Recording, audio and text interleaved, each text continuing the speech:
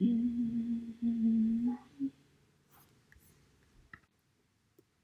a nutshell, social norms are social attitudes that signal the approval or the disapproval of behaviors or thoughts, and they provide implicit standards of inappropriateness or appropriateness and ways in which groups will act. And our home settings set the traditional gender expectations and where people belongs, namely, if women belong in the workplace or if women belong at home or who belongs where, right? And they're going to be reinforced in the workplace by stratification, and then sport reinforces even more with male dominance. Sports was created by men and for men. And then this gender hierarchy creates gender differential that breeds culture of entitlement in men, and then sees women as not belonging. With such a masculine culture, sexual violence against women is either ignored or minimized. Boys and girls, men and women, are going to grow up thinking that sports has more value for men or for boys. And then this pervasive masculinity shapes norms. These norms, combined with sport culture and the hypersexualization of women, are going to place us at greater risk for sexual harassment or abuse. And then we're seeing a little bit increased participation, which is showing more support for women in sports. But also, organizations are going to need to proactively provide welcoming and safe environments for this participation.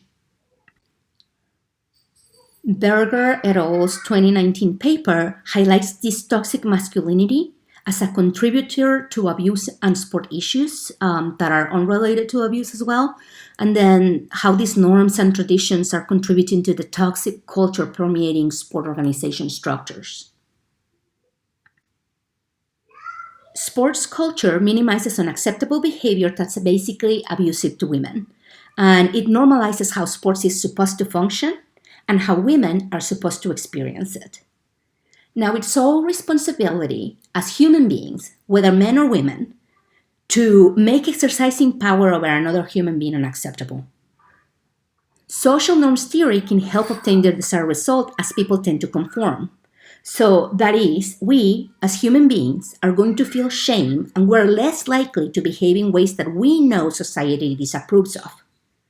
So, sport builds and replicates the norms that society has established, but if sport leaders are educated about proactive equity and inclusion through policies, procedures, and progressive thinking, and we assume that sport has a strong presence in the community, then we can also assume that sport can have a positive influence, not only in the community, but also in the culture and the society.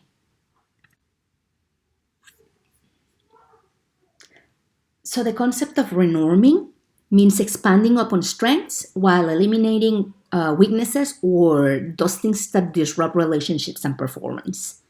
Now, the way it's used here, it means changing the norms and behavior in sports as well as social and professional gender relations while applying social norms theories. So, for example, sports reflects societal norms. At the same time, it has internal embedded behaviors. Renorming can then be used to transform the dysfunctional and negative forces that are passively tolerated while continue to use those that are beneficial. And then social norms theory is based on perceptions of how others in society behave and what they tolerate. So it has been applied outside of sports to reduce negative behaviors such as drunk driving, narcotic use, or sexual assault. And so in sports, it can be used to reduce hazing, performance enhancing drugs, violence, and sexual harassment and abuse. So the best approach may be to frame this as, unfavorable, as unwanted. So we have to be careful though, because team cohesion and bonding may make it extra challenging to make changes to sport. And the authors are going to recommend broad educational programs as well as a multifaceted renorming program that is going to focus on men influencing other men and women influencing other women to create social bonds that are going to affect this change towards inclusivity. And they also are going to be recommending reinforcing these programs with changing the policy and applying sanctions. So, how do we go about using policy to renorm? Well, the authors are advocating for a strong policy that's condemning sexual violence to renorm the conduct while the members reshape their behavior in the organization. However, they do recognize that a policy is going to be insufficient without a strong organizational commitment and individuals who are willing to act and good protocols for its implementation. So the policies need to be very visible and they need to cover the complexities of the culture that contribute to the exclusionary practices, and reporting is critical to policy implementation. It has to be very clear, very straightforward, and very simple because targets don't report for a variety of reasons, like they may be ashamed or they may just not have faith in the system, or they may be, afraid that they're not going to be believed, or it may just be,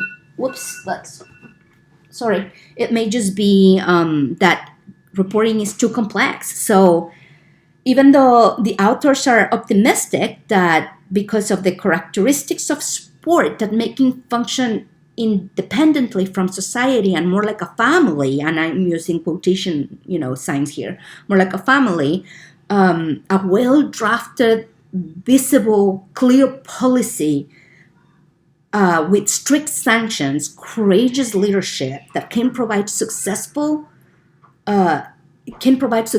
steps towards renorming.